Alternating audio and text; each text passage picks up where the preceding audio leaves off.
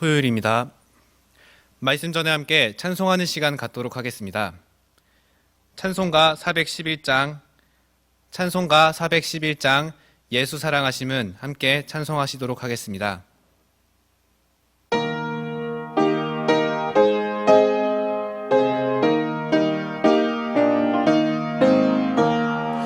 예수 사랑하심은 거룩하신 날일세.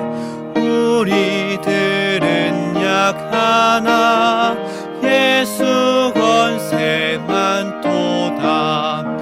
날 사랑하심, 날 사랑하심, 날 사랑하심, 성경에 써있네. 나를 사랑하시고 나의 죄를 다 씻어 하늘 문을 여시고 들어가게 하시네. 날 사랑하심, 날 사랑하심, 날 사랑하심, 성경에 써있네. 내가 연약할수록 더욱 귀히 여기사 높은 보좌 위에서 낮은 나를 보시네. 날 사랑하심, 날 사랑하심, 날 사랑하심, 성경에 써있네. 세상 사는 동안에 나와 함께 하시고 세상 떠나가는 날 천국 가게 하소서. 날 사랑하심, 날 사랑하심, 날 사랑하심, 성경에 써있네.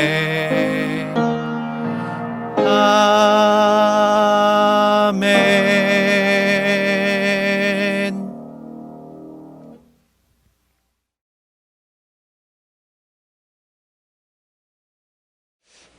안녕하세요. 친구들 반갑습니다. 자, 저녁 시간으로는 오늘이 마지막 시간입니다. 물론 내일 아침 또 말씀 있지만 오늘 이 시간 다시 한번 하나님의 사랑과 구원에 대해서, 복음에 대해서 말씀드릴 겁니다. 혹 아직 구원의 확신이 없는 친구들이 있다면 오늘 정말 찾는 마음으로, 기도하는 마음으로 잘 들으신다면 하나님께서 구원해 주실 거예요. 같이 기도하시겠습니다. 사랑이 많으신 하나님, 감사합니다. 지난 5일 동안 하나님의 사랑과 은혜 가운데 하나님의 살아계심을 깨닫고 살아계신 하나님께서 우리를 구원하시고 베풀어 주신 십자가의 은혜와 사랑을 깨달을 수 있도록 도와주심에 감사드립니다.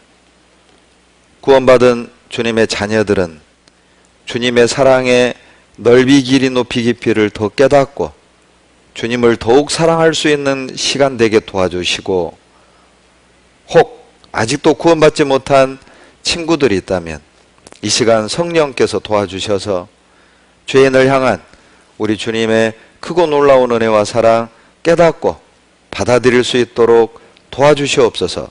우리를 사랑하시는 예수님 이름으로 감사하며 기도드렸습니다. 아멘.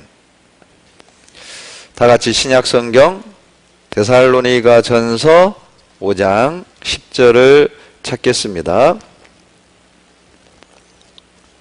신약 성경 332페이지입니다. 5장 10절 같이 읽겠습니다. 예수께서 우리를 위하여 죽으사 우리로 하여금 깨든지 자든지 자기와 함께 살게 하려 하셨느니라. 본문에 하나님이 인간을 창조하신 목적과 또 나를 대신하여 죽으시고 구원해 주신 목적을 간단히 확실하게 말씀하고 있습니다. 왜 하나님이 나를 만드셨을까요? 왜 하나님은 나를 대신하여 죽으셨을까요? 그 이유는 함께 살기 위해서예요. 하나님은 왜 우리와 함께 살기를 원하시는 걸까요? 그 이유는 사랑하시기 때문에 그래요. 여러분도 어때요? 사랑하는 사람 있으면 만나고 싶어요? 만나기 싫어요? 만나고 싶잖아요. 가까이 하고 싶어요? 멀리 하고 싶어요? 가까이 하고 싶죠? 이제 너무너무 사랑하면 결혼해서 아예 함께 살잖아요. 왜요? 사랑하니까. 요한일서 4장 16절에 하나님은 사랑이시라고 말씀하셨어요. 여러분, 사랑은 혼자 못하죠? 사랑은 대상이 있어야 서로 사랑을 주고받을 수 있잖아요. 그래서 하나님이 사랑의 대상으로, 사랑의 짝으로 여러분과 나를 만드신 거예요. 왜요? 하나님과 진정한 사랑을 나누기 위해서예요. 근데 생각해 보세요. 만약에 로봇을 만들어 가지고 이 로봇에게 나만 사랑하고 내 말만 듣도록 프로그래밍 했다고 합시다. 그리고 이 로봇이 매일 저를 향해서 사랑해요, 목사님 사랑해요, 이런 식으로 매일 말한다고 합시다. 여러분, 그 로봇과 진정한 사랑을 할 수 있을까요? 그 진정한 사랑이 될 수가 없어요. 왜냐하면 인격이 없잖아요. 아니, 나만 사랑하도록 내 말만 듣도록 프로그래밍 돼 있는데 그게 진정한 사랑이 될 수가 없죠. 그래서 하나님은 인간을 로봇으로 만든 게 아니에요. 인격체로 만드셨어요. 자유의지를 주셨어요. 자유의지가 뭐예요? 사랑할 수도 있고 사랑 안 할 수도 있고 순종할 수도 있고 순종하지 않을 수도 있는 결정과 선택할 수 있는 권한을 우리 각자에게 주셨어요. 여러분, 왜 부부간의 사랑이 소중합니까? 간단해요. 나보다 더 잘난 남자였는데 나를 선택했고, 그러죠? 또 부인보다 더 잘난 여자였는데 부인을 선택했고, 그리고 그 선택을 끝까지 책임지고 지켜가기 때문에 그 사랑이 아름답고 가치 있고 의미 있고 소중한 거예요. 역시 하나님답죠. 인간은 로봇은 만들 수 있지만 인격체는 못 만들어요. 그런데 하나님은 놀랍게도 전능하시기 때문에 하나님 말씀을 들을 수도 있고 안 들을 수도 있는 인격체로 만들어 주셨어요. 이건 정말 인간을 존중하는 하나님의 섭리죠. 그런데 인간은 하나님의 말씀을 순종하고 선택한 것이 아니라 마귀 말을 듣고 마귀의 꾀에 넘어가서 불순종하고 범죄하게 됩니다. 인간이 지은 최초의 범죄는 살인도 아니고 도적질도 아니고 간음도 아니에요. 인간이 범한 최초의 범죄는 불순종이었습니다. 하나님의 말씀을 불신하고 마귀 말을 믿고 행동으로 옮긴 거잖아요. 그 죄가 얼마나 크면 그때부터 인간은 늙고 병들고 수고와 슬픔 속에 살다가 죽을 수밖에 없는 운명이 된 거예요. 그건 작은 죄가 아니에요. 지금도 똑같습니다. 왜 사람들이 수고와 슬픔 속에 살다가 영원한 지옥에 가는 겁니까? 하나님이 야, 너 같은 아이는 지옥 가야 돼, 이래서 지옥 가는 사람은 없어요. 내가 지금도 하나님의 말씀을 듣기 싫어하고 하나님이 없다는 마귀 말에 속아서 마귀 말을 믿고 죽으면 끝이라는 마귀 말을 믿고 하나님 말씀을 거절했잖아요. 그래서 수고와 슬픔 속에 살다가 영원한 심판을 받게 되는 거예요. 함께 살려면, 여러분 하나님과 함께 살려면 죄를 용서받아야 돼요. 죄를 해결해야 해요. 그러나 우리 인간에게는 그 죄를 해결할 수 있는 능력이 없어요. 착하게 산다고 죄가 없어지는 게 아니고, 교회 열심히 다닌다고 죄가 없어지는 게 아니에요. 율법을 잘 지킨다고 죄가 없어지는 것도 아닙니다. 사람은 할 수 없어요. 오직 하나님만 우리 죄를 사하는 권세가 있습니다. 그래서 우리가 구원을 얻기 위해서는 내가 할 수 있는 일은 죄를 철저히 회개하고 돌이키고 하나님께 간구하는 거예요. 하나님을 의지하는 겁니다. 그래서 하나님이 우리를 구원하기 위해 몸을 입고 이 땅에 직접 오셨어요. 그분이 바로 예수 그리스도이십니다. 우리 예수님이 세상 죄를 지시고 십자가 위에 피 흘려 우리 죄를 영원히 값없이 용서해 주셨어요. 그래서 요한복음 19장 30절에 마지막 유언을 남기셨죠. 다 이루었다 하시고 머리를 숙이시고 돌아가신 거예요. 여러분, 원래 유언은 자식들에게 유언을 남길 땐 중요한 내용을 알리잖아요. 예수님은 그 많은 이야기 중에 많은 것을 말씀하신 게 아니라 딱 한마디 하고 돌아가셨어요. 다 이루었다. 더 쉬운 표현으로 말한다면 다 갚았다. 여러분과 나의 모든 죄를 영원히 단번에 다 갚아주셨어요. 그래서 데살로니가 전서 5장 10절 제가 다시 한번 읽어드릴게요. 예수께서 우리를 위하여 죽으사 우리로 하여금 깨든지 자든지 자기와 함께 살게 하려 하셨느니라. 왜 예수님이 나를 위해 죽으신 겁니까? 그 방법만이 나 같은 더러운 죄인이 거룩한 하나님이 계시는 거룩한 천국에서 주님과 함께 살 수 있기 때문에 그래요. 예수님이 십자가에 피 흘려 죽지 않았다면 우리는 구원 얻을 수도 없고 거룩한 나라에 들어갈 수도 없고 하나님과 함께 살 수도 없습니다. 우리같이 더러운 죄인이 그 더러운 죄를 용서받고 의인이 되어서 천국에 가는 유일한 방법, 그것은 예수님이 십자가에 피 흘려 죽으시고 그 은혜로 우리의 죄가 영원히 용서됐다는 사실을 믿는 것 말고는 다른 방법이 없어요. 만약에 죄인들이 죄 용서받고 천국 가는 하나님과 영원히 함께 살 수 있는 다른 방법이 있었다면 예수님은 그렇게 고통받고 그렇게 고난을 받고 고통스럽게 십자가에 죽을 이유가 없는 거예요. 만약에 우리가 천국에 갈 수 있는 구원을 받을 수 있는 다른 방법이 있다면 말이죠. 주님이 그렇게 고난받고 죽으실 이유가 없어요. 주님은 우리를 대신하여 죽어주셨어요. 왜요? 우리와 함께 살기 위해서. 그것을 믿는 사람만, 예수님의 피의 공로와 은혜를 믿는 사람을 하나님의 자녀다 이렇게 불러주셔요. 의인이다 이렇게 불러주셔요. 의롭게 됐기 때문에 거룩한 하늘나라에 갈 수 있고 거룩하신 하나님과 함께 살 수 있는 겁니다.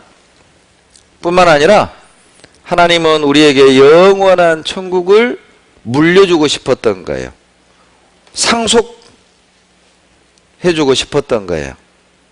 그래서 하나님은 이 처음 땅, 처음 하늘 없애버립니다. 왜요? 이 땅, 이 하늘, 이 지구에서 영원히 살려고 만든 게 아니에요. 여러분, 이 지구는 모델하우스와 같아요. 모델하우스 아시죠? 아파트 지어놓고 어때요? 분양하기 위해서 아파트하고 똑같은 모델하우스를 만들죠. 이렇게 좋은 집 지었으니 분양받으세요. 그리고 이제 분양이 끝나고 입주가 아파트에 다 끝나면 모델하우스는 어떻게 해요? 철거해버려요. 이 모델하우스는 살려고 만든 게 아니라 아파트 분양하려고 만든 거예요. 똑같아요. 이 지구는 모델하우스와 같아요. 이 지구에서 영원히 살려고 하나님이 만드신 게 아니라 천국 분양하려고, 천국 백성을 모으는 모델하우스와 같아요. 그래서 때가 되면 없애버리는 거예요. 요한계시록 21장 1절을 찾겠습니다. 찾기 쉬우니까 요한계시록 제일 성경 뒤편에 있죠. 21장 1절 같이 읽겠습니다. 또 내가 새 하늘과 새 땅을 보니 처음 하늘과 처음 땅이 없어졌고 바다도 다시 있지 않더라. 자, 보세요. 처음 하늘과 처음 땅이 있고요. 또 새 하늘과 새 땅이 있는데 하나님이 처음 하늘과 처음 땅을 없애버리는 거예요. 왜요? 왜 하나님이 이 처음 하늘, 처음 땅을 없애는 걸까요? 이유가 있어요. 실제가 아니에요. 많은 사람들은 천국을요, 가상의 세계처럼 생각하는 사람들이 있어요. 그렇지가 않습니다. 천국이 실제 이 땅에서 살아봐야 길어야 100년이잖아요. 그러나 천국은 영원한 곳입니다. 그래서 없애버리는 거예요. 여러분, 이 요한계시록 21장 1절에 새 하늘과 새 땅 할 때 이 새가 어떤 의미냐면 원어의 카이노스입니다. 카이노스. 예를 들면 이거예요. 자, 제 옷에 더러운 게 묻었네요. 세탁소에서 드라이를 했어요. 새것이 됐죠. 그 새것의 의미가 아니에요. 카이노스라는 것은 쓰던 것을 고쳐서 새롭게 되다는 의미가 아니라 본질적으로 완전히 다른 새 것을 말하는 거예요. 그게 원어의 카이노스입니다. 예를 들면 이거예요. 보세요. 씨앗을 심었단 말이에요. 그런데 전혀 다른 해바라기가 나온 거예요. 이게 새로운 모양이잖아요. 알을 낳았단 말이에요. 오미새가 품었더니 병아리 아닙니다. 알고 봤더니 새가 돼요. 새가. 독수리가 나온 거. 독수리. 전혀 다른 거잖아요. 알하고 독수리는 완전히 본질적으로 다른 것이죠. 이런 새하늘과 새 땅을 우리에게 주시기를 원하세요. 제가 이렇게 설명해도 우리 친구들은요, 아마 감이 안 와, 느낌이 안 와. 예를 들면 이것과 같아요. 여러분, 타임머신을 타고 500년 전 조선시대로 가가지고 왕에게, 조선시대 왕에게 KTX 설명해 보세요. 왕이시여, 저 전라도의 백성이 앉아서 한양까지 1시간 50분 만에 올 수 있나이다. 그러면 왕이 뭐라고 그럴까요? 조선시대는요, 전라도에서 한양에, 서울에 걸어오는데 한 달 걸렸어요. 한 달. 그런데 앉아가지고 1시간 50분 만에 전라도에서 서울을 온대요. 무슨 얘기하고 있는 거예요? KTX잖아요. KTX를 왕에게 설명하면 왕이 알겠어요? 아마 왕이 화낼걸요? 여봐라! 이놈을 감옥에 쳐넣어라! 왕을 능멸하는구나! 이러지 않겠어요? 그런데 한술 더 떠서 왕이시여, 저 전라도에 있는 백성과 한양에 계신 왕께서 얼굴을 보면서 대화를 나눌 수 있었나이다. 이 정도 되면은요, 얘는 죽어야 돼. 여봐라, 이놈 목을 쳐라! 왕을 능멸하는구나. 아니, 조선시대 왕이 KTX를 알아요, 비행기를 알아요, 스마트폰을 알아요. 설명해줘도 모른다니까요. 그와 같아요. 제가 아무리 천국을 설명해도 느낌이 안 와. 왜냐하면 이 땅에는 천국과 같은 세상이 없으니까. 그러나 알아놓으세요. 왜 하나님이 새하늘과 새 땅을 놔두시고 처음 하늘과 처음 땅을 없애버리느냐? 또 하나 이유가 있어요. 중요하지 않으니까. 이 땅, 이 하늘은 중요하지 않아요. 그래서 없애는 거예요. 또 하나 이유가 있어요. 이 땅에 미련 두지 말라고. 신앙을 버리면서까지, 하나님을 안 믿으면서까지 이 세상에서 잘 먹고 잘 살고 즐기고 죄짓고 그렇게 살지 말라고. 왜? 없애버릴 거니까. 영원하지 않으니까. 그래서 하나님이 이 땅, 처음 하늘, 처음 땅을 없애는 거예요. 왜 이렇게 자세히 얘기해 주셨겠어요? 이 땅에 마음 뺏기지 말라고. 하나님 말씀 잘 듣고 하나님의 영광을 위해 살라고. 요한계시록 21장 자 16절 보세요. 다 같이 16절을 자, 읽겠습니다. 그 성곽을 청량함에 144규빗이니 사람의 청량 곧 천사의 청량이라. 16절을 제가 다시 읽을게요. 죄송합니다. 그 성은 네모가 반듯하여 장광이 같은지라. 그 갈대로 그 성을 청량하니 12,000 스타디온이요 장과 광과 고가 같더라. 자, 무슨 말이냐면 사도 요한에게 천국을 보여준 거예요. 그런데 자, 그 천국이요 가로 세로 높이가 길이가 똑같은 정방형의 건물이었던 겁니다. 그런데 한 편의 길을 이렇게 말하죠. 1스타디온은 메타법으로 고치면 185m거든요. 그런데 12,000 스타디온이면 2220km예요. 사도 요한에게 이런 천성을 보여준 거예요. 그런데 높이, 가로 세로 높이가 똑같아. 12,000 스타디온이에요. 2220km예요. 여러분 혹시 이 세상에서 가로 세로 높이가 2220km짜리 건물 본 적 있어요? 없어요. 없어요. 이 땅에는. 이 최적을 계산해 보면 달보다 더 커요. 달보다. 이 바닥 면적만 계산해 보면 인도만 하대요. 그리고 높이가 2220km니까 한 층을 3m로 잡으면 80만 층이고요. 그러면 1층에 한 개의 층에 몇 명이 살까? 인도 면적만 하다고 했으니까 인도 인구로 계산해 봅시다. 계산하기 좋게 10억 산다고 하면 800조명이 사는 거예요. 800조명이. 예. 엄청나게 큰 천국이죠. 더 놀라운 거는요.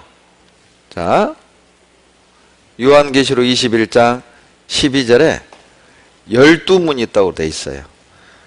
동서남북 한 면에 문이 3개씩 3면이니까 12개 문이고, 그리고 문 하나마다 천사들이 한 명씩 서 있어요. 12천사가 있다고 되어 있죠. 이 천사들이 하는 일이 뭘까요? 여권 검사? 신분증 검사? 그 의미가 없어요. 왜냐하면 천국은 이미 구원받은 사람이 가기 때문에 문지기가 필요 없다고요. 그러면 천사들이 무슨 일을 할까? 아마 구원받은 주님의 자녀들을 영접하는 일을 할 거예요. 주인님 어서 오십시오. 안에서 아버님이 기다리고 계십니다. 들어가시죠. 아마 천국 문 앞에서부터 우리는 감동받을 거예요. 그리고 21절에 그 천국 문 한 짝이 진주 하나예요. 여러분, 진주 하나로 된 문, 그 문짝만한 진주 보셨어요? 여러분, 방문만한 진주 보셨어요? 이 땅에는 없어요. 그런데 진주는 어때요? 조개가 이물질을 감싸서 만든 보석이잖아요. 고통의 상징이에요. 그러니까 진주가 문짝만 하다는 건 어떤 의미예요? 주님의 자녀들이 이 땅에서 받았던 고난, 고통, 아픔, 우리가 흘렸던 눈물, 주님이 다 아신다는 거예요. 알아주셔요. 아마 우리는 그 문을 보면서 마음의 위로를 받을 거예요. 아, 주님이 내 고난을 다 아셨구나. 신앙생활을 할 때 정말 힘들었잖아요. 학교에서도 힘들고, 학교에서 기도하면 친구들이 조롱하고, 그것을 다 견디고 참고 믿음을 지켰잖아요. 세상에 얼마나 놀고 싶고 갖고 싶고 유혹이 많았어요. 근데 그걸 다 견디고 우리 믿음을 지켰잖아요. 주님이 알아주셔요. 아마 주님 앞에 섰을 때, 야, 내가 믿음 지키기를 참 잘했다 싶을 거예요. 그 이유가 21절 보세요. 그 천국의 길이 뭘로 깔려 있느냐? 금이요, 금. 금을 길에다 쫙 깔아놨어요. 무슨 의미인 줄 아시겠어요? 여러분, 그 연말에 보면은 영화 배우들 시상식 하죠? 무슨 카펫 걸어가요? 레드 카펫. 그러죠? 한껏 멋지게 드레스, 턱시도 입고, 어때요? 뭐 이렇게 하면서 레드 카펫 걸어가죠? 그리고 포토존에서 탁 사진 찍잖아요. 우리가 천국 가면 레드 카펫이 아니라 골드 카펫을 걸을 거예요. 길에다가 금을 깔았다? 어떤 의미예요? 하나님이 우리를 VVIP로 대우해 주셔요. 아주 중요한 사람으로 우리를 대우해 주셔요. 그래서 금을 깔아 놓은 거예요. 그리고 보세요. 천국인 이유는 21장 3절 같이 읽어볼까요? 내가 들으니 보좌에서 큰 음성이 나서 가로되 보라, 하나님의 장막이 사람들과 함께 있음에 하나님이 저희와 함께 거하시리니 저희는 하나님의 백성이 되고 하나님은 친히 저희와 함께 계셔서. 자, 길에 금이 있고 문이 보석이고 그래서 천국이 아니라, 여러분, 천국인 이유는 우리 주님과 함께 사는 곳이에요. 창조주와 함께 사는 곳, 나를 구원해 주신 그분과 함께 사는 것, 내가 원하는 것 무엇이든 응답해 주시는 전능하신 하나님과 함께 사는 것, 그래서 천국입니다. 여러분, 성경을 보면 창세기 1장 1절 태초에 하나님이 천지를 창조하시니라. 창조로 시작해서 요한계시록 21장 22장 마지막 두 개 장은 천국으로 끝나요. 이게 성경 내용이에요. 창조로 시작해서 천국으로 끝나요. 왜 세상을 창조했습니까? 천국을 설명하는 거야. 왜 아름다운 꽃을 창조했습니까? 아름다운 천국을 창조하신 거야. 왜 아름다운 보석을 창조했습니까? 아름다운 천국을 설명하기 위해 창조하신 거라니까요. 왜 나를 창조했습니까? 아름다운 천국에서 함께 살려고. 그런데 사람들은 천국에 관심이 없고 천국에 소망을 두는 게 아니라 그냥 이 땅에서 재미있고 맛있는 거 먹고 잘 되고 부자 되고, 이게 전부인 줄 알아요. 그러니까 죽을 때는 영원한 천국을 못 가고 영원한 지옥으로 가는 거예요. 그런 실수를 하지 말라는 거죠. 그렇다면 보세요. 자, 이 더러운 세상에서 어떻게 새하늘과 새 땅, 천국을 들어갈 수 있을까? 새하늘과 새 땅을 들어가려면 새로운 사람이 돼야 돼요. 어떻게 우리 같은 더러운 죄인이 새로운 사람이 될 수 있을까? 그 방법이 말씀에 있어요. 고린도 후서 5장을 찾겠습니다. 고린도 후서 5장. 고린도후서 5장입니다. 신약 성경 고린도후서 5장 17절, 신약 291페이지 17절 같이 읽습니다. 그런즉 누구든지 그리스도 안에 있으면 새로운 피조물이라. 이전 것은 지나갔으니 보라, 새 것이 되었도다. 자, 화면 봐봐요. 누구든지입니다. 이건 뭐 교회를 다니든 안 다니든 착하게 살았든 못되게 살았든 누구든지 지금이라도 그리스도 안에 있으면 그 사람 새롭게 돼요. 이전에 했던 못된 짓, 나쁜 짓, 도덕질한 죄, 왕따 친구들 왕따 시키고 괴롭힌 죄 그거 다 지나갔어. 지나갔다는 말은 끝났다 그 말이야. 보라! 생각해보라! 이제 새롭게 시작해라. 새 것이 되는 거예요. 보세요. 여러분 우리같이 더러운 보세요. 자, 나 같은 더러운 죄인이 어떻게 새것 새 사람이 돼서 어떻게 새 하늘과 새 땅 천국에 들어갈 수 있을까?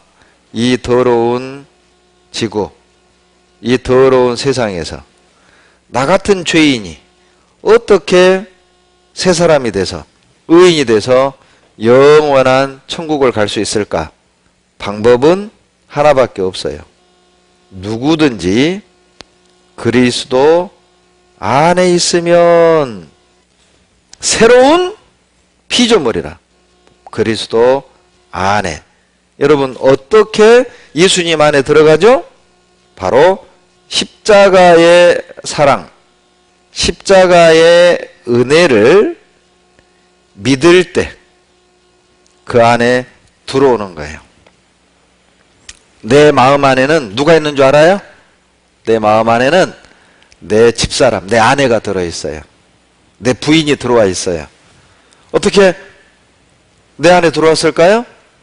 내 아내가, 부인이 나의 사랑을 받아줬어요. 그러면 내 안에 싹 들어온 거예요. 똑같아요. 나 같은 죄인이 예수님의 십자가의 은혜와 사랑을 딱 받아들이잖아요? 믿잖아요? 그러면 예수님 안에 쏙 들어와요. 그래서 새 사람이 되는 거예요. 새 사람이 됐다는 게 이거예요. 주님 사랑을 알기 전에는 질투, 욕심, 거짓, 싸움, 미움, 교만 이걸로 가득 차 있었죠?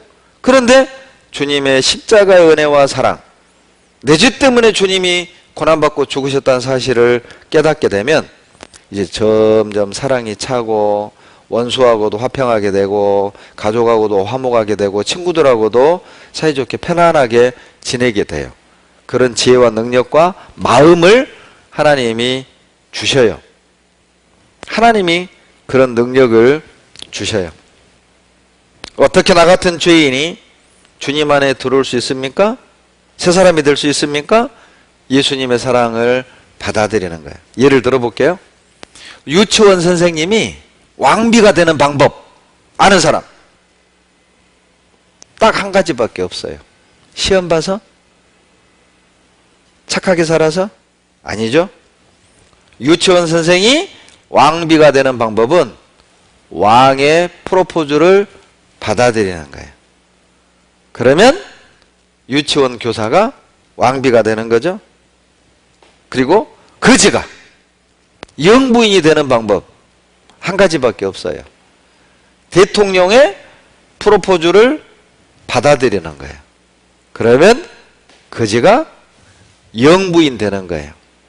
거지 같은 나 같은 죄인이 새 사람이 되고 의인이 되어 하나님과 함께 사는 방법은 한 가지밖에 없어요. 주님의 십자가의 프로포즈, 십자가의 사랑을 마음으로 받아들이는 거예요.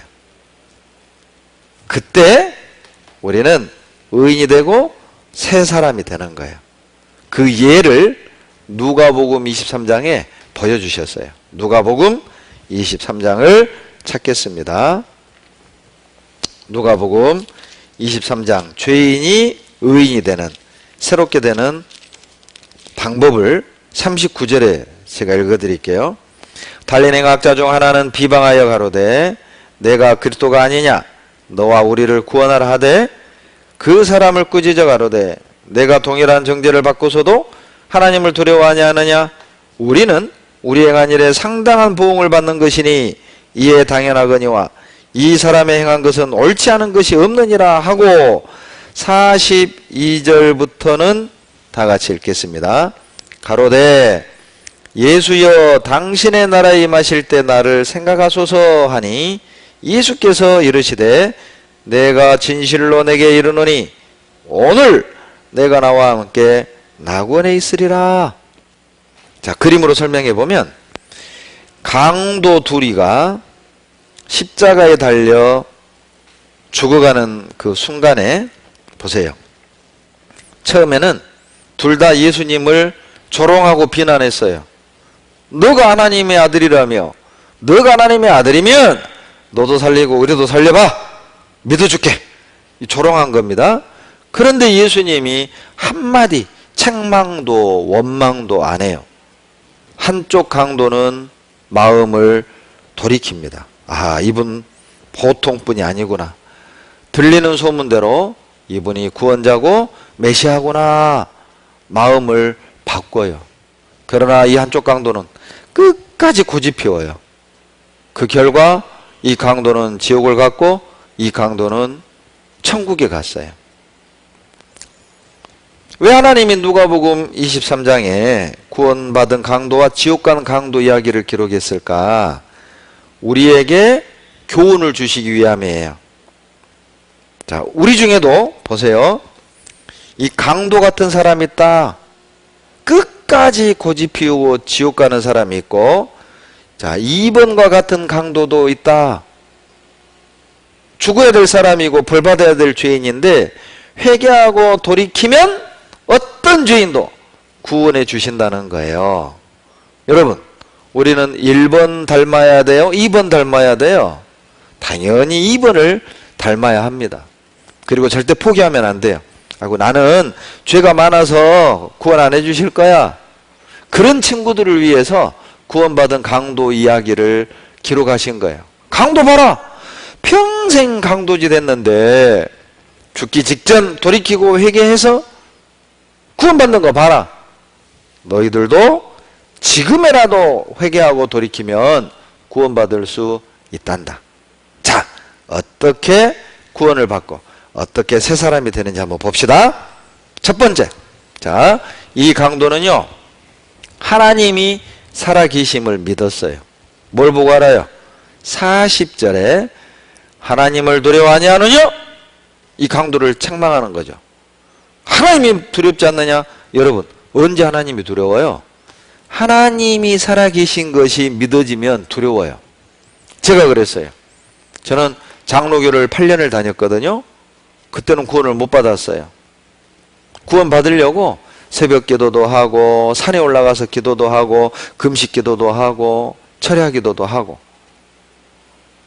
자, 그런데 89년에 여러분처럼 이렇게 성경 공부를 하는데 하나님이 계신 것이 성경을 통해 100% 믿어지니까 두려웠어요. 정말 무서웠어요. 그리고 밤마다 무릎을 꿇고 하나님께 기도했어요. 하나님, 나 구원해 주세요. 내가 잘못했어요. 용서해 주세요. 여러분, 하나님이 믿어지면 두려워집니다. 그리고 두 번째, 이 강도는 자기 죄를 깨달았어요. 41절에 우리의 행한 일에 상당한 보응을 받는 것이니 이에 당연하거니와, 이 한쪽 강도를 책망하면서 했단 말이죠. 너하고 나는 죽는 것이 당연하다. 죽을 죄 지어서 지금 벌 받는 거지만 이분이 무슨 죄 있냐? 이 책망하는 거잖아요. 자기 죄를 깨달았어요. 그리고 세 번째, 예수님께 간절히 회개하고 구했습니다. 예수여, 당신의 나라에 임하실 때 나를 생각하소서. 뭐예요? 구원해 주소서, 용서해 주소서. 그 말입니다. 내가 잘못했습니다. 그 말이요. 그때 예수님의 말씀을 믿었어요. 43절 화면 보고 같이 읽겠습니다. 오늘 내가 나와 함께 낙원에 있으리라. 여러분, 자, 이쪽 한쪽에 있는 이 강도 지금 어디가 있어요? 예, 천국 낙원에 가 있어요. 어떻게 알아요? 주님이 말씀하셨잖아요. 언제 갔어요? 죽는 그날 갔어요. 이 강도는 예수님의 말씀을 믿었던 거예요. 이것이 우리같이 더러운 죄인이 죄를 용서받고 의인이 되어 새 사람이 되는 방법이에요.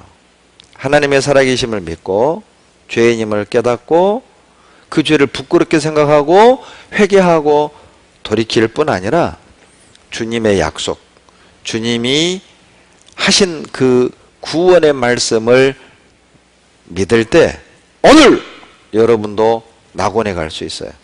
오늘 여러분도 믿는 순간 천국 간다니까요. 그래서 구원받은 강도를 말씀하신 거예요. 자, 화면 볼래요? 가끔 이런 친구들이 있습니다. 목사님, 저는 교회도 안 다녔고 이번 6일 말씀 들었는데 어떻게 6일 만에 갑니까? 그런 잘못된 생각하는 친구들을 위해서 이 강도를 구원하신 거예요. 여러분, 자, 이 강도 교회에 며칠 다녔어요? 교회 안 다녔어요. 이 강도 헌금은 얼마나 했어요? 헌금하기는커녕 헌금통도 털었을란가 몰라. 강도잖아요. 직업이 강도니 못된 짓 했겠죠. 그리고 무슨 착한 일을 했어요?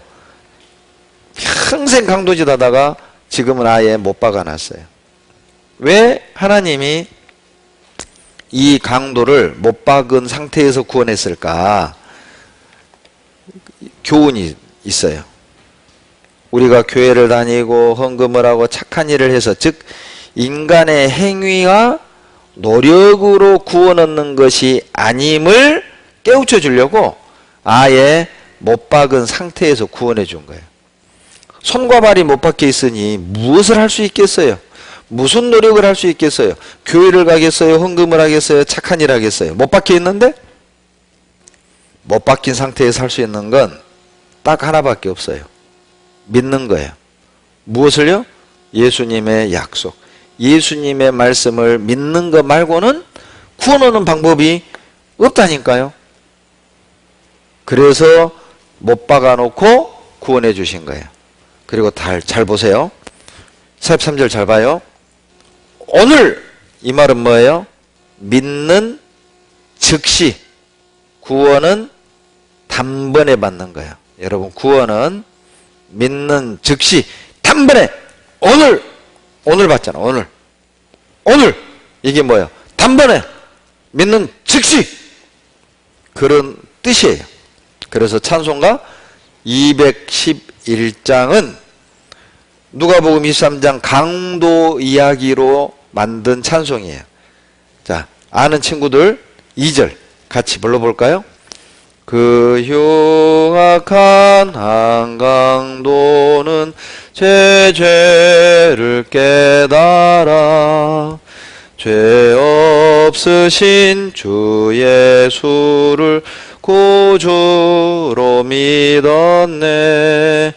내 지은 죄 흉악하나 주 예수 믿으면 용서받은 강도같이 곧 용서받으리. 나 믿노라 보혈의 공로를 흠없어도 피 흘리사 날 구원하셨네. 보세요. 그 흉악한 강도도 자기 죄를 깨닫고 예수님을 믿었잖아요. 예수님을 믿으면 용서받은 강도같이 용서받는다니까요. 뭘 믿습니까? 예수님의 보혈의 공로를 믿어요. 예수님의 피가 내 죄를 영원히 용서해 주신 사실을 믿을 때 구원하셨어요. 구원하실 것이네가 아니라 이미 구원하신 사실을 믿는 거예요. 모든 성경은 인간의 노력, 인간의 행위가 아닌 오직 믿음으로만 구원 얻는 것을 증거하고 있어요. 출애굽기 11장을 찾겠습니다. 출애굽기 11장.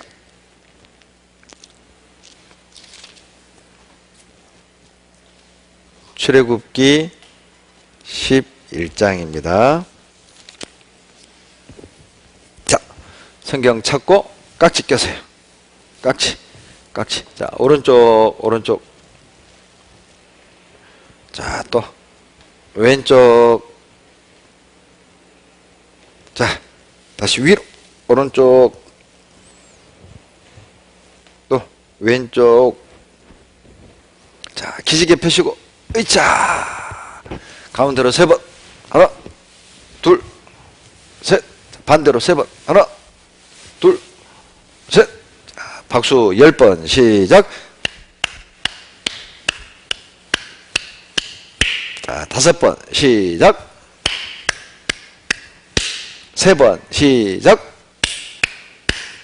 자, 출애굽기 11장 4절로 5절 같이 읽겠습니다. 모세가 바로에게 이르되 여호와께서 이같이 말씀하시기를 밤중에 내가 애굽 가운데로 들어가리니 애굽 가운데 처음 난 것은 위에 앉은 바로의 장자로부터 맷돌 뒤에 있는 요종의 장자까지와 모든 생축에 처음 난 것이 죽을지라. 여러분, 성경에서 바로는요 마귀를 상징합니다. 애굽은 세상을 상징하는 거예요. 그러니까 애굽에서 종살이하는 이스라엘 백성은 세상에서 죄 가운데 사는 우리 모습을 설명하는 겁니다. 자, 애굽의 장자는 어떤 사람이냐? 애굽의 장자는요, 이 땅이 전부라고 생각하는 사람이에요. 이 땅에서 잘 먹고 잘 사는 게 꿈인 사람들이에요. 그 애굽의 장자는 다 죽었어요. 뭐예요? 이 땅이 전부라고 믿고 죽으면 끝이라고 믿는 사람들은 심판받을 걸 설명하는 거예요. 자, 그런데 이스라엘 장자들은 달라요. 이스라엘 장자들은 애굽 하면은 지긋지긋해. 왜요? 400년간 노예 생활했잖아요. 그러니까 애굽에 정이 없어요. 그러니까 빨리 가나안으로 가고 싶어. 애굽을 벗어나고 싶어. 결론은 이스라엘의 장자는 어떤 사람이죠?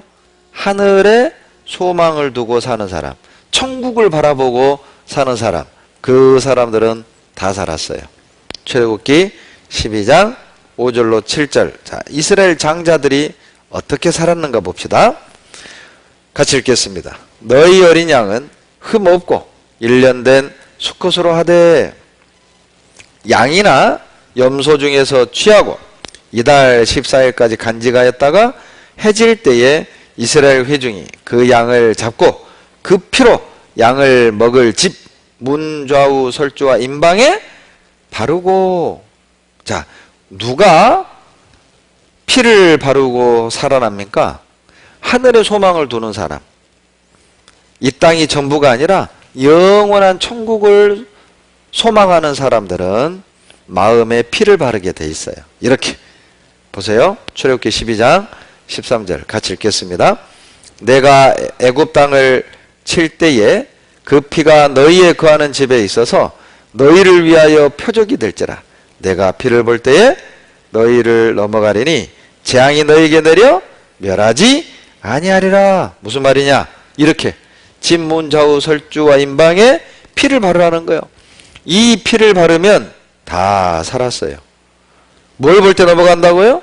피를 볼 때 넘어간다 그 말이에요. 자, 요렇게 영화를 한번 봅시다.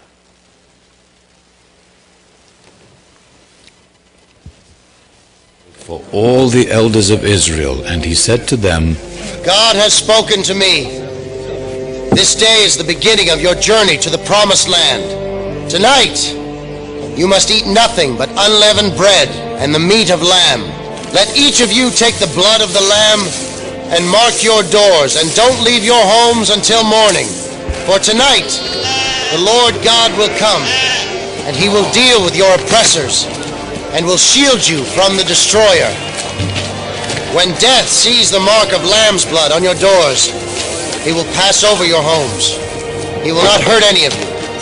But once we leave this land, you must remember and celebrate this night. This night of the Passover. And the people did as the Lord commanded.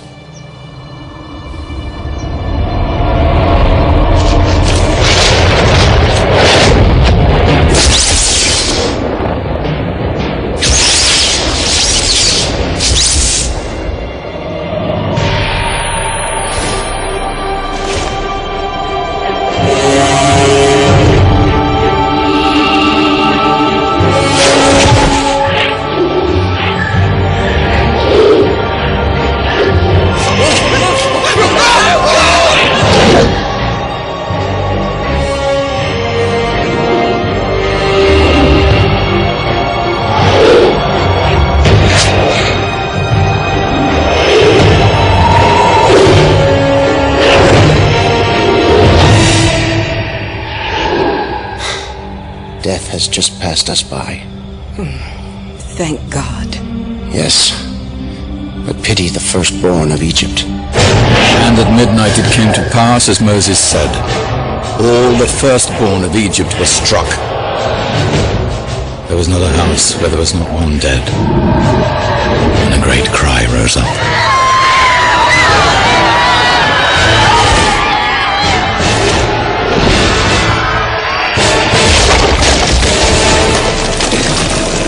Oh, great God, Ra!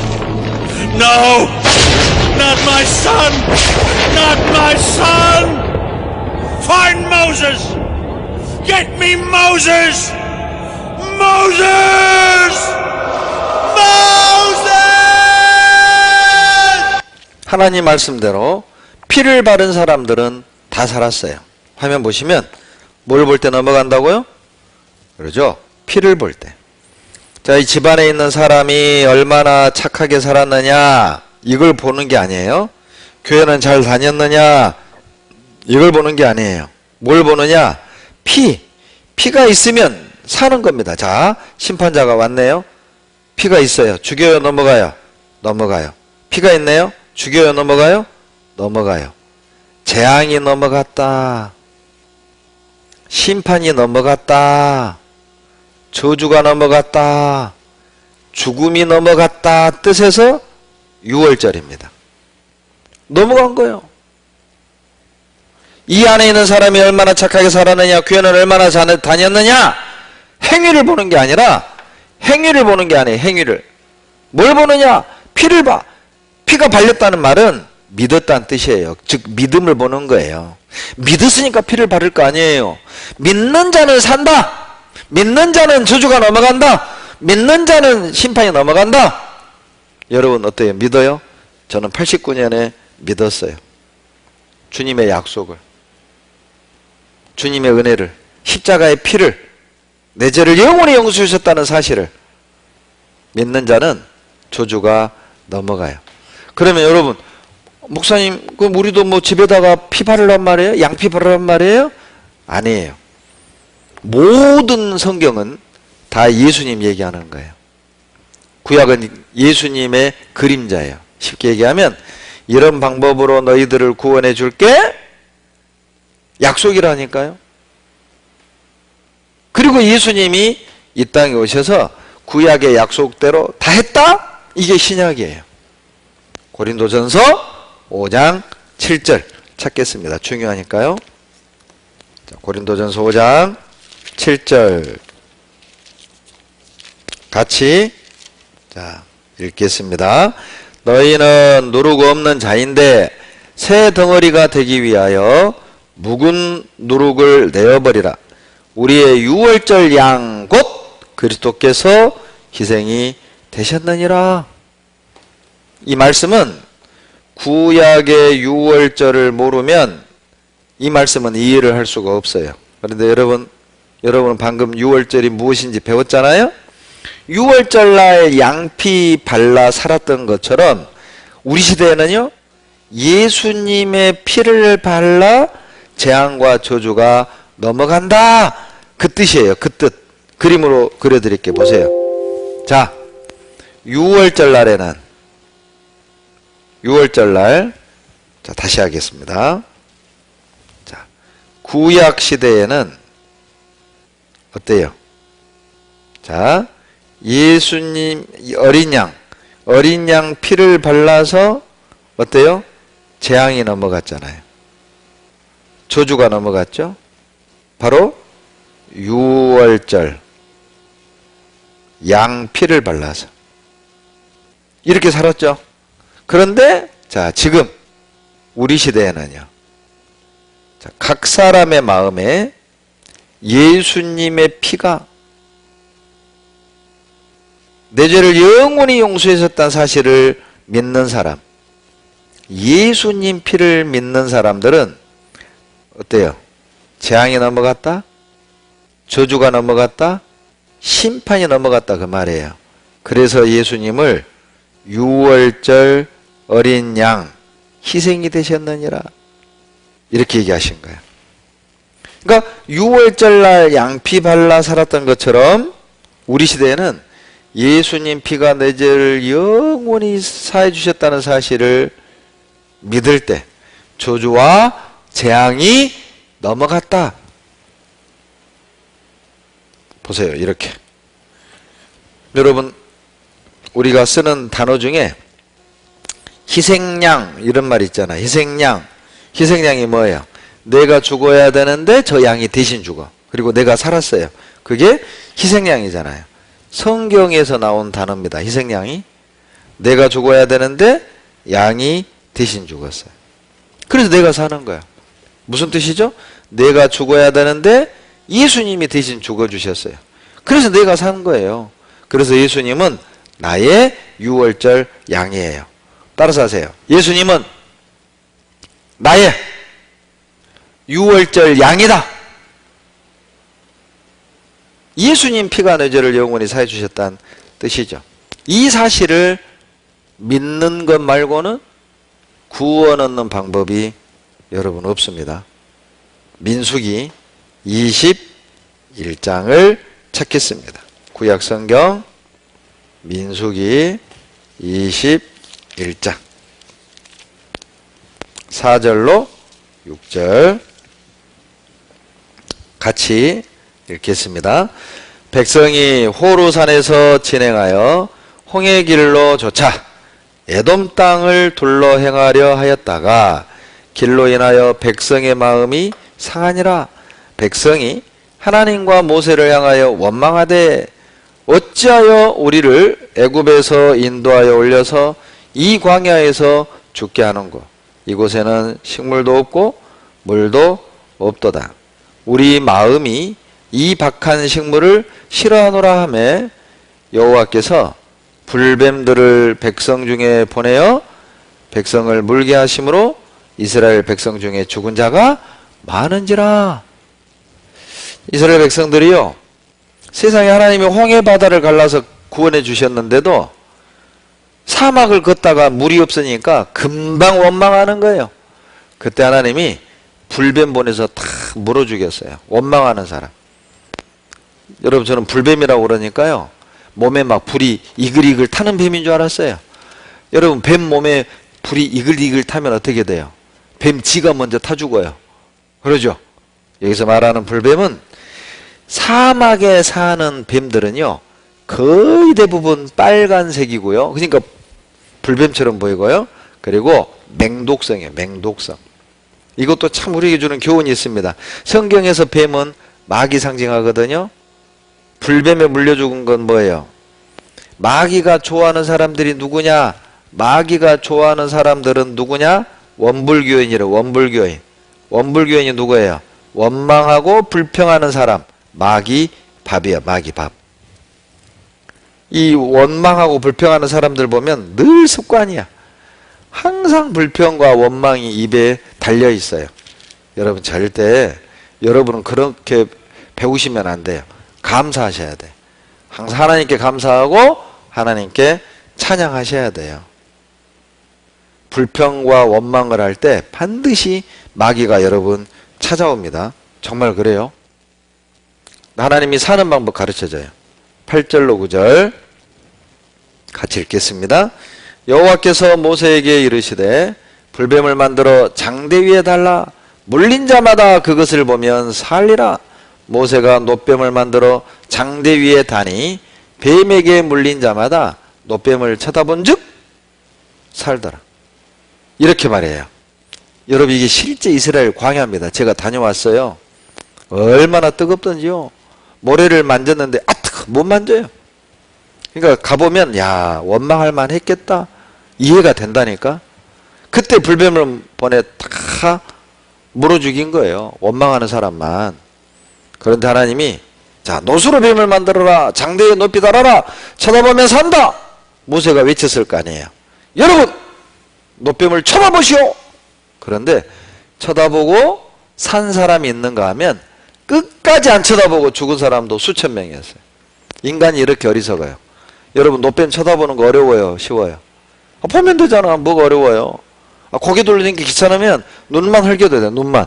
그러죠? 눈알만 샥 이래도 살았다니까요. 그런데 이거 고개 돌리고 보기 싫어가지고 나는 해독제 찾으러 갈 거야. 교만해서 죽은 거예요. 고집 때문에 죽은 거라고. 여러분, 쳐다봤다는 말은 믿었다는 뜻이에요. 믿으니까 쳐다본 거죠. 오? 놋뱀 쳐다보면 산다고? 보자! 탁! 산 거예요. 믿음이 살리는 거라니까. 그런데 그것 안 쳐다보고 죽은 거예요. 여러분, 이 놋뱀은 뭘 의미한 줄 아세요? 이 놋뱀도 예수님을 나타내요. 요한복음 3장 14절 봅시다. 요한복음 3장 14절.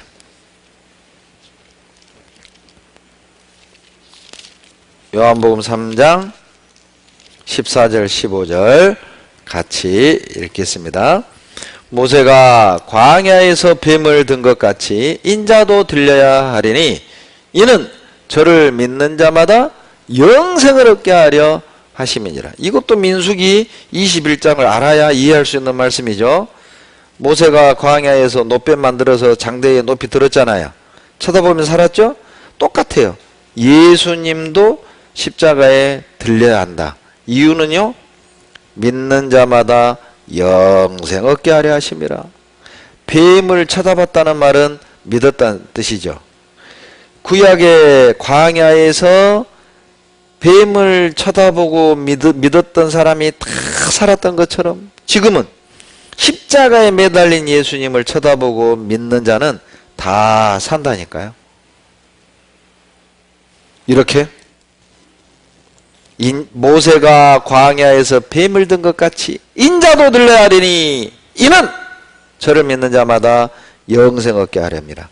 여러분, 쳐다봤다는 건 믿었다는 거예요. 우리에게 주님이 말씀하십니다. 보라! 보라! 뭘 보라? 십자가에 매달린 주님을 보라, 그 말이에요. 보라! 뭘 보라? 네 마음 봐라, 이게 아니야. 네 마음 보지 마. 네 마음은 더러운 것밖에 없어. 하라! 이게 아니죠. 하라! 헌금하라! 아니잖아요. 교회 가라! 아니잖아요. 선행하라! 아니잖아요. 헌금하라! 아니잖아요. 뭐예요? 하라가 아니라 보라!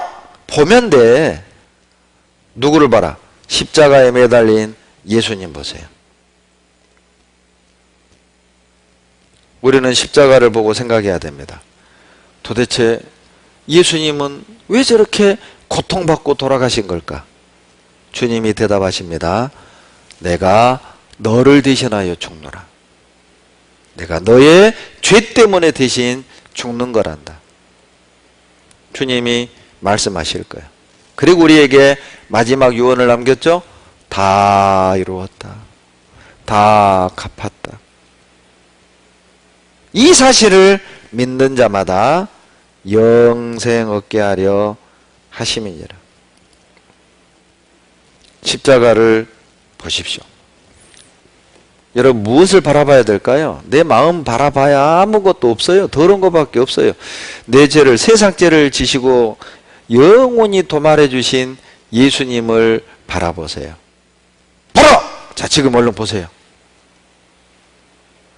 이것은 2000년 전에 일어난 엄연한 역사적 사건입니다. 사실입니다. 주님이 십자가에 매달려 죽으시고 부활승천한 건 역사적 사건이며 사실이에요. 그러면 물어야 됩니다. 왜? 도대체 왜 죄 없으신 예수님은 저렇게 무섭게, 저렇게 잔인하게, 저렇게 고통스럽게 죽으신 건가? 나를 대신하여. 나를 사랑하시기 때문에 나를 살리려고 대신 고난받으신 거예요. 요한복음 3장 16절입니다. 다 같이 읽겠습니다. 하나님이 세상을 이처럼 사랑하사 독생자를 주셨으니 이는 저를 믿는 자마다 멸망치 않고 영생을 얻게 하려 하심이니라. 잘 보세요. 여러분 요한복음 3장 14절로 15절에서 모세가 광야에서 뱀을 든 것 같이 인자도 들려 하리니 이는 저를 믿는 자마다 영생을 얻게 하려 하심이니라 해놓고 바로 이어 16절에 하나님이 세상을 이처럼 사랑하사. 여러분 자 15절에서 모세가 광야에서 뱀을 든 것 같이 인자도 들려야 하리니 이는 저를 믿는 자마다 영생 얻게 하려 하심이라. 왜 예수님이 십자가에 달려 우리에게 영원한 생명을 주시려고 하는가? 16절의 이유를 말하시죠. 하나님이 세상을, 이 세상이 누굽니까? 나예요. 나. 자기 이름 넣으세요. 배현기를 이처럼이 어떻게 합니까? 십자가에 죽기까지 이처럼 사랑하셨어요. 이유는요, 믿는 자마다 멸망치 않고 영생 얻게 하려면. 영생 얻는 방법은 믿는 거 말고는 없어요. 다니는 자 아니죠. 이게 아니죠. 바치는 자 이거 아니죠. 드리는 자 이거 아니잖아요. 믿는 자라니까. 믿기만 하면 된다니까요. 얼마나 나를 사랑하셨는지 어떻게 알아요? 십자가를 보면 알아요. 여러분 우리는 십자가를 보면 두 가지를 알아야 됩니다. 첫째, 내 죄가 얼마나 큰지, 얼마나 크면 저렇게 무지개 고난받으셨을까. 두 번째, 우리 주님의 사랑이 내 죄보다 더 크다는 사실을 알아야 돼요. 얼마나 나를 사랑하셨으면 저렇게 고통받고 죽으셨을까. 십자가는 주님, 내 죄의 크기와 내 죄보다 더 큰 주님의 사랑을 보여주는 거예요. 십자가를 통해서. 못 박히시기 전날 밤 쇠토막, 짐승 뼈조각이 묶여있는 39가닥이나 되는 채찍으로 주님을 기둥에 묶어놓고 로마 병사 두 사람이 후려쳤습니다. 있는 힘을 다해서 후려쳤어요. 예수님 등에 그 채찍이 쫙 파고 들어가요. 당길 때마다 살점이 뜯겨나가고 피부가 벗겨지는 거예요. 120대를 쳤어요. 살점이 너덜너덜 붙어있고 뼈가 드러납니다. 더 이상 때릴 데가 없으면 뒤집어요. 가슴에서부터 배 아래로 후려치는 겁니다. 어떤 사람은 배가 찢어져 창자가 나와 죽었고 그 고통이 너무 심해서 미쳐버리든지 죽어버리든지. 그러나 예수님은 120대를 다 맞으셨어요. 왜요? 모세가 광야에서 뱀을 든 것 같이 인자도 높이 들려야 하거든요. 그래서 40km 되는 십자가를 지고 골고다 언덕으로 올라간 거예요. 그 십자가 나무가 예수님의 상처를 짓누를 때 채찍으로 찢어진 상처가 더 벌어져요. 나무 토막이 파고 들어갑니다. 골고다 언덕에 오르셨을 때 주님이 옷을 쫙 벗기죠. 어제 맞았던 그 상처에서 흐르던 피와 주님의 옷이 착 달라붙어 딱지가 생겼어요. 이 옷을 찢을 때 그 딱지가 쫙 뜯기는 거예요. 그럴 때마다 온몸이 불에 탄 화상을 입는 고통을 받았어요. 그리고 15cm 되는 못으로 예수님 손목에 박았습니다. 뼈를 뚫고 박힐 때 신경을 건드려요. 온몸이 쫙 오라들고 파르르 떨었어요. 그러나 주님은 한쪽 손도 내어주셨습니다. 왜요? 내가 손으로 지은 죄 때문에, 발로 지은 죄 때문에, 온몸으로 지은 죄 때문에 다 온몸에 피 흘리고 내 죄를 씻어주셨어요. 오전 9시부터 오후 3시까지 6시간 동안을 대롱대롱 매달렸습니다. 온몸에 체중이 아래로 쏠리고 갈빗대가 심장을 눌러서 숨 쉴 수 없었어요. 숨을 쉬려고 못 박힌 그 손을 당겨 올라 들이마시고 내쉬고 오락내락 할 때마다 못과 뼈가 짓이개지는 고통, 등에 드러난 상처와 십자가 나무가 비벼지는 고통은 6시간 내내 맛봐했다니까요. 그냥 돌아가신 게 아니에요. 주님이 받았을 고통을 1%만 느낄 수 있다면 우리는 아마 이렇게 안 살 겁니다. 그분이 받았을 고통을 생각해 보세요. 급기야 6시간 만에 예수님의 양 어깨뼈가 턱 빠졌습니다. 더 이상 오락내락 할 수가 없어서 갈빗대가 심장을 눌러서 그렇게 질식돼 돌아가신 거예요. 그분이 받았을 고통을 한번 보시죠.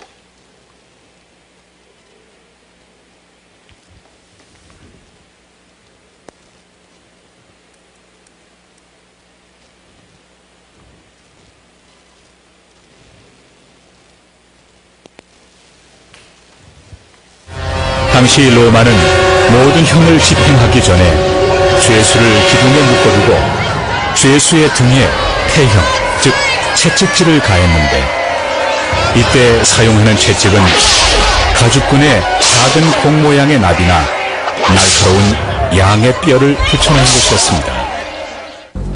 채찍에 맞게 되면 보통 처음에는 피부가 찢어지고 멍이 들게 됩니다. 하지만 계속 맞다 보면은 피하 조직이 찢어지고 또 근육 속에 있는 혈관들이 터져서 몸이 구석구석에 피가 보이게 되죠. 떨어져 나간 피부 조직 밖으로 피가 계속 새어나와서 빈혈 상태가 됩니다. 연곡도 내리치는 채찍질로 예수님의 살과 등은 찢겨졌습니다. 등은 너무나도 심한 매질에 뼈가 거의 드러나 보일 지경이었습니다. 채찍으로 맞은 상처는 50kg이나 되는 통나무가 어깨 위를 내리누르자 아물기도 전에 다시 벌어졌을 것입니다. 또한 그 상처 속으로 거친 통나무가 사정없이 파고들었을 것입니다.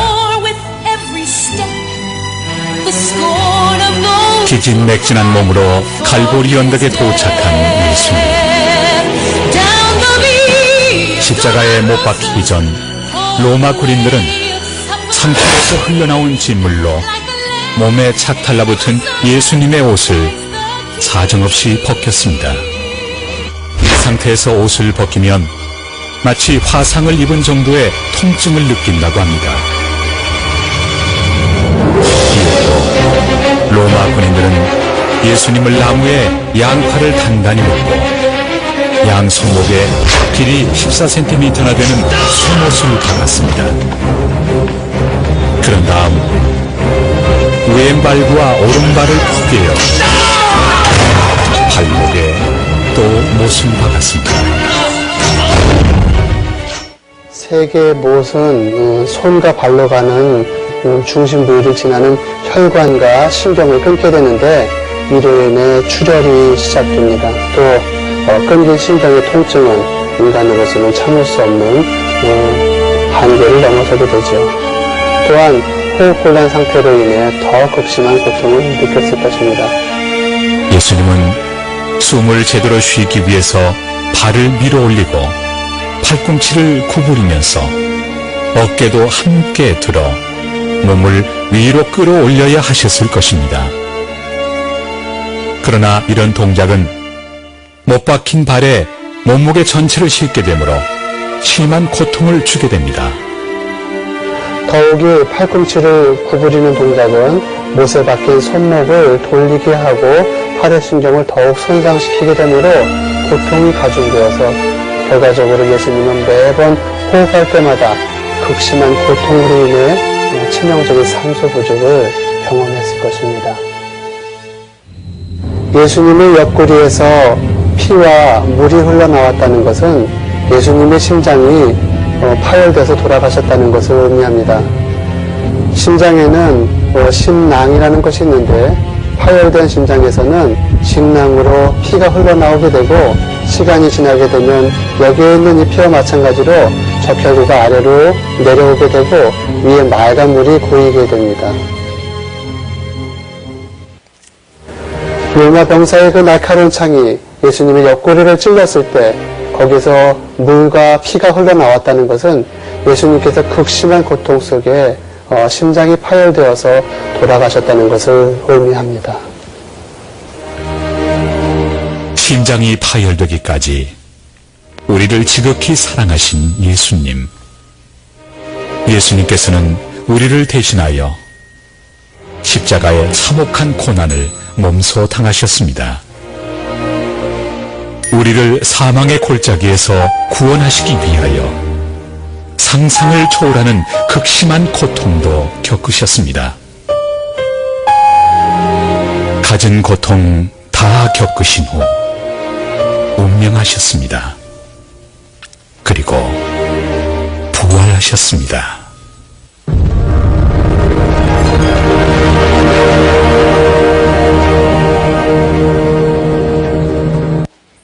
여러분 놀랍지 않습니까?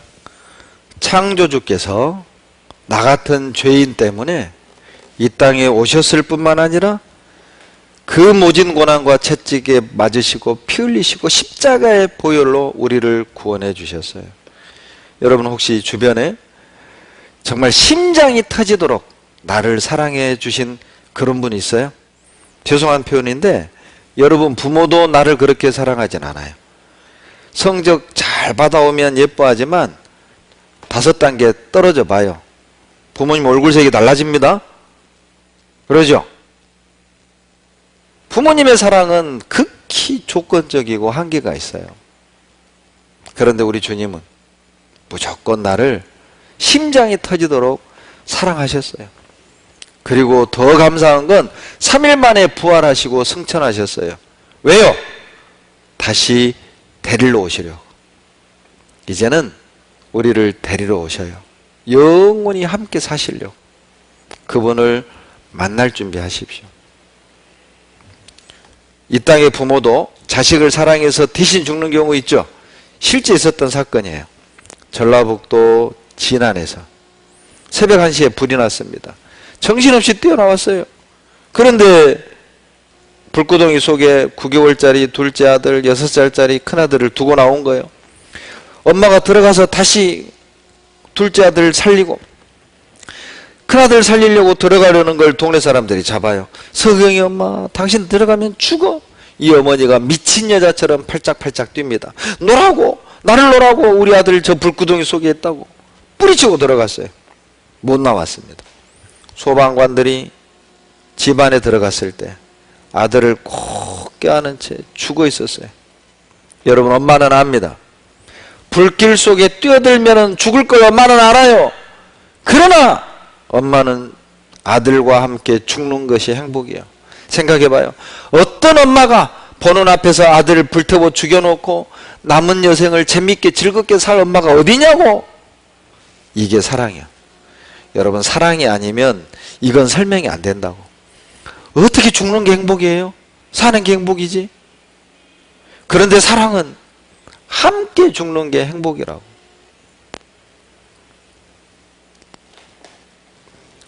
(10층) 아파트에 불이 났습니다. 6살짜리 딸과 베란다로 피했어요. 그런데 불길이 베란다로 나와요. 이 아버지가 6살짜리 딸을 자기 배 위에 올리고 딸을 배 위에 올리고 아빠가 아래로 떨어진 거예요. 아빠는 박살이나 죽고 딸은 다리만 부러지고 살았어요. 아빠는 압니다. 10층에서 뛰어내리면 죽을 거 알아요. 그러나 모든 아버지는 뛰어내려. 왜? 내 딸 살릴 수 있다면. 딸 살리려고 대신 죽을 수 있다니까요. 그게 아버지요. 그것이 사랑이라고요. 만약 이 딸이 그 아버지 사랑을 모른 척했다? 얼마나 나쁜 딸이야. 그 아들이 엄마의 사랑을 모른 척했다? 얼마나 나쁜 아들이에요. 예수님의 사랑을 모른 척한다? 얼마나 나쁜 사람이에요. 이거 한번 보세요. 6층에 불이 났습니다. 두 아들을 살리려고 6층 난간에서 떨어졌어요. 보세요. 옛날 그 난간이 이렇게 작은 게 있었거든요. 급하니까 옆에 있는 공사장에서 갈고리를 내려보내요. 엄마가 얘들아 너희들 먼저 가거라. 얘들이 엄마부터 가세요. 그러니까 엄마가 베란다에 매달려 버린 거예요. 빨리 가! 근데 이 녀석들이 갈 생각을 안 하고 엄마를 건지려고 하니까 엄마가 6층에서 손을 놓고 떨어졌어요. 이 자식들이 어머니! 하고 갈고리를 타고 쫓아 내려갔어요. 그런데 어머니가요, 먼지를 털고 일어서네. 알고 봤더니 1층 슈퍼마켓 채양 위로 톡 튕겨 떨어져 산 거예요. 여러분, 이날 저녁 방청소, 설거지 엄마가 했을까요? 아들이 했을까요? 어떻게 그리 잘하세요? 아들이 했어, 아들이. 어머니 가만히 계세요. 쉬세요. 저희들이 할게요. 왜? 이 녀석들이요, 어머니 사랑을 깨달은 거예요. 세상에 어머니가 나를 이렇게 죽기까지 사랑했구나. 어머니 사랑을 마음으로 다 깨달으면은요, 뭐가 스스로 올라오느냐?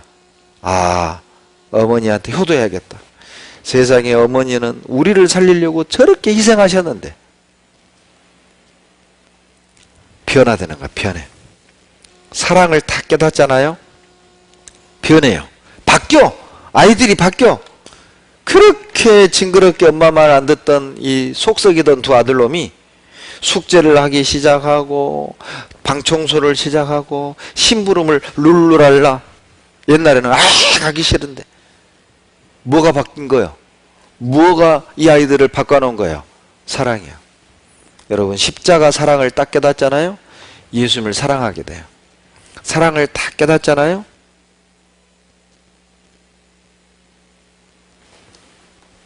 말씀을 듣고 싶고 교오고 싶고 기도하고 전도하고. 왜? 사랑을 알았잖아. 사랑을. 그것이 신앙생활입니다. 여러분, 내 죄보다 하나님의 사랑이 훨씬 크다는 걸 알게 되면 그분을 사랑하게 돼요. 이사야 44장 보세요. 이사야 44장 22절 다 같이 읽겠습니다. 내가 내 허물을 빽빽한 구름에 사라진 같이 내 죄를 안개의 사라진 같이 도말하였으니 너는 내게로 돌아오라. 내가 너를 구속하였습니다. 이 구속은 수갑체에서 감옥 가는 그 구속이 아니라 값을 주고 구원했다는 한문이에요. 잘 보세요. 빽빽한 구름에 사라진 같이 내 죄를 안개의 사라진 같이 도말했다. 안개의 사라진 같이 보여줄게요. 안개가 콱 이렇게 끼어 있으면 어때요? 엉금엉금 운전을 기어가죠. 답답하죠. 그런데 해가 뜨면 쨍! 이렇게 사라지는 거예요. 여러분, 이 안개는 뭐냐? 우리 죄예요. 우리 죄가 하나님께 나아가는 그 천국 가는 길을 막아놨잖아요. 그러니까 답답하게 산 거예요. 그런데 주님이 이 안개 같은 우리 죄를 도말 없애버렸다고 말이에요. 얼마나 시원하고 깨끗해요. 이렇게 없애줬어요. 여러분이 안개 없앨 수 있어요? 아니, 여러분이 안개를 선풍기로 없애요? 뭐 후 불어서 없애요? 우리는 안개를 없앨 수 없어요. 그런데 화면 봐요. 하나님은 안개 같은 내 죄를 슉! 진짜 후련하죠? 이렇게 없앴어요. 이게 도말입니다. 더러운 내 과거죄 미래죄를 보세요. 예수님 피로 도말 덮어서 없앴다. 깨끗하게. 하나님은 심판자고 나는 죄인이었어요. 하나님과 나 사이에 죄의담이 있었죠. 그래서 우리는 영원히 멸망받을 수밖에 없었어요. 그런데 예수님이 십자가의 피로 그 죄를 다 덮어서 구원해 주신 거예요. 그것을 믿을 때 하나님의 자녀가 되고 하나님은 아버지가 되는 거예요. 아버지가. 이 덕후 녀석이요, 사고치고 집 나갔어요. 처음에는 아빠가요, 이놈 오기만 해 죽인다. 그런데 5년이 지나도 안 들어와. 자, 여러분, 아빠는 아들 걱정할까요? 돈 걱정할까요? 당연히 아들이죠. 광고 낸 거예요, 돌아오라고. 이와 같이 2020년 8월 22일 토요일자 이사야 일보 44면에다가 하나님이 광고 내놨네요. 내가 내 허물을 빽빽한 구름에 사라진 같이 내 죄를 안개에 사라진 같이 도말하였으니 형기야 너는 내게로 돌아오라. 내가 너를 구속하였음이니라. 구원하였음이니라. 형기야 돌아와라. 여러분, 형기는 89년 4월 8일 날 돌아왔어요. 예수님의 피가 내 죄를 영원히 용서해 준 사실을 믿는 것, 그게 돌아온 거라니까요. 돌아오면 하나님은 기뻐하셔요. 그런데 이 자식이요, 끝까지 안 돌아와. 그러면 돈 갖다 써버린 죄보다 안 돌아온 죄가 커요. 집 나간 아들 돌아오라고 울부짖는 엄마를 한번 보세요. 꼭 하나님 같아.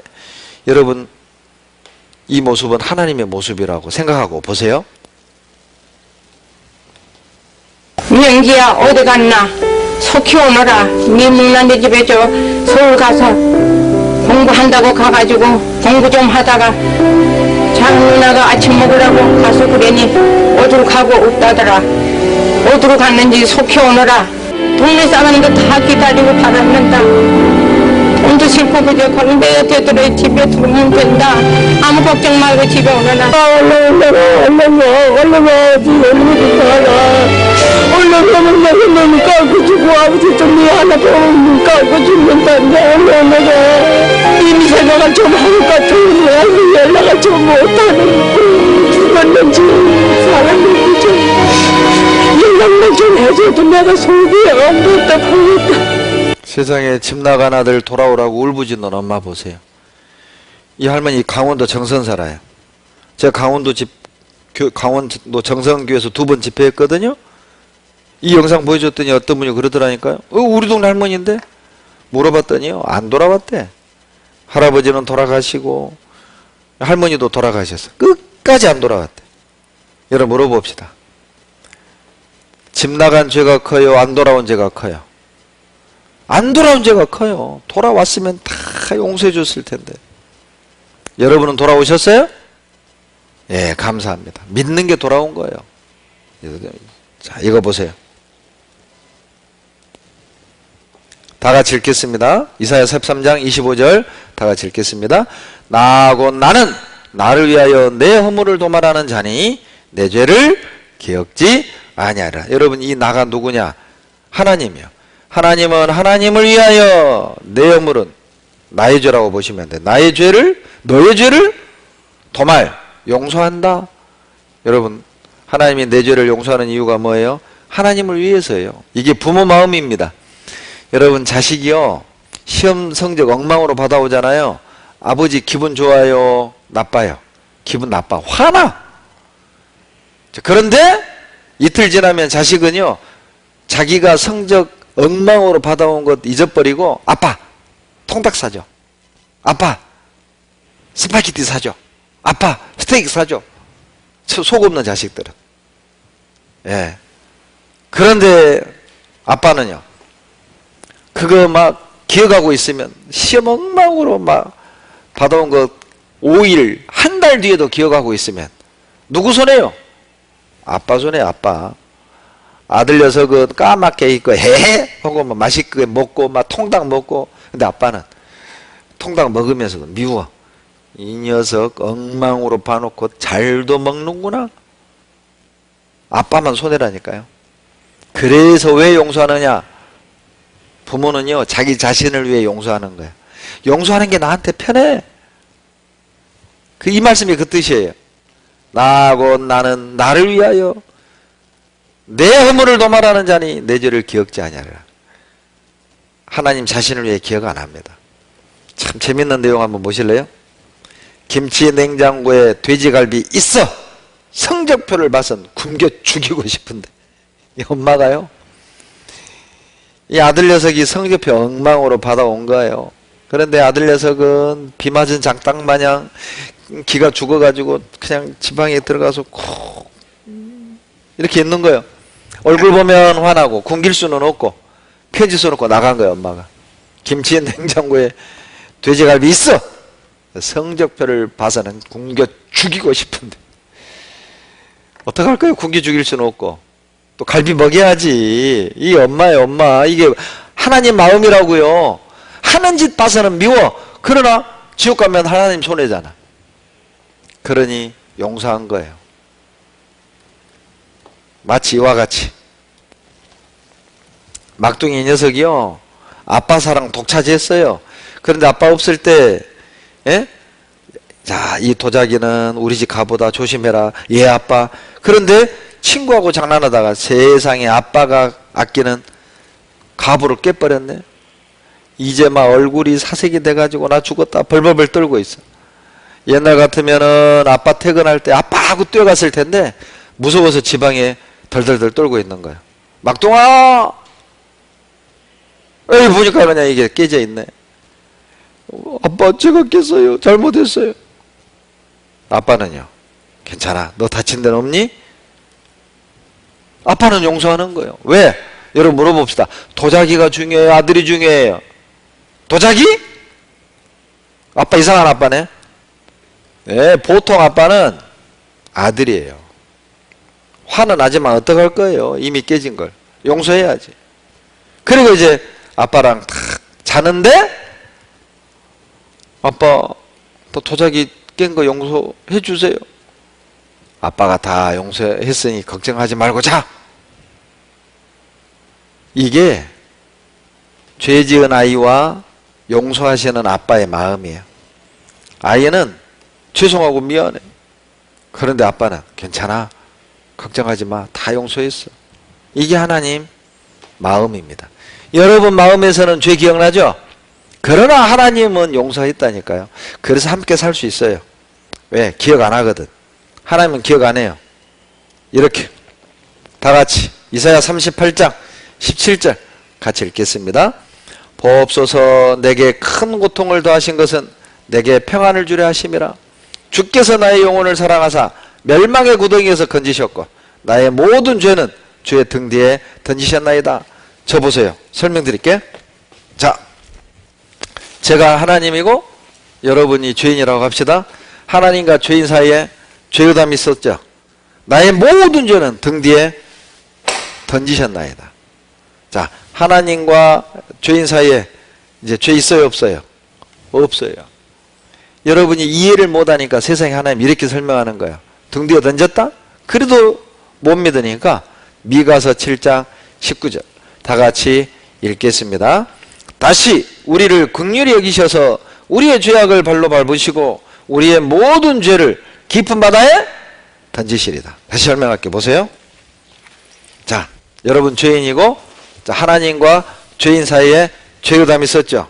나의 모든 죄를 발로 밟고 또 그러면 속으로 들면 보이잖아 이러죠. 그럴까봐 나의 모든 죄를 깊은 바다에 던지셨어요. 여러분 좀 죄송한 표현인데 세월호 사건으로 아직도 찾지 못한 아이들이 있잖아요. 바닷속은요 여러분 흘러다녀요. 한번 빠지면 못 찾아요. 나의 죄를 깊은 바다에 던졌다는 말은 걱정하지 마라. 얘들아 걱정하지 마. 너 이제 바다에 던졌어. 생각도 안 해. 기억도 안 해. 등 뒤에 던졌어. 이게 뭐야? 눈높이 교육이야. 여러분이 이해 못하고 믿지 못하니까 하나님이 여러분 수준으로 내려오셔서 등 뒤에 던졌다? 바다에 던졌다? 얼마나 감사해요. 믿어라! 걱정하지 마라! 그런 뜻이에요. 자, 이 아이들 찬송 이런 찬송이 있죠? 심판이 나에게 높네 주의 피는 내 죄 가리네 예수님 날 위해 돌아가셨으니 심판이 나에겐 없네. 심판이 없어요. 왜냐하면 예수님 피가 내 죄를 가리고 예수님이 날 위해 돌아가셨기 때문에 나에겐 심판이 없습니다. 자, 여러분 학생이니까 퀴즈 하나 낼게요. 퀴즈. 여러분, 음악의 어머니가 누구예요? 조수미 그러지 말고. 음악의 어머니 누구예요? 이미자 그러지 말고. 음악의 어머니는 핸델입니다. 핸델. 여러분, 핸델 하면 떠오르는 유명한 작품이 뭐예요? 메시아죠? 메시아. 여러분, 메시아는 3부로 되어 있어요. 3부. 1부는 예수님의 예언과 탄생. 2부는 예수님의 죽음과 고난과 죽음, 속죄. 죽음과 속죄. 3부는 부활과 영생이에요. 이사야 53장을 모티브로 만든 곡이 바로 메시아라는 거예요. 원래 핸델은 궁정음악가였어요. 그래서 돈, 명예, 부를 한 몸에 다 가지고 있었어요. 그런데 이 핸델을 사랑하던 왕이 죽고 그때부터 이제 몰락하기 시작하는데 급기야 이제 그 병이 들어서 몸의 반쪽을 못 쓸 지경이 됐어요. 가난해진 겁니다. 병들고 늙고 가난해졌어요. 하나님을 원망했습니다. 왜 하나님 나에게 이런 고난을 주십니까?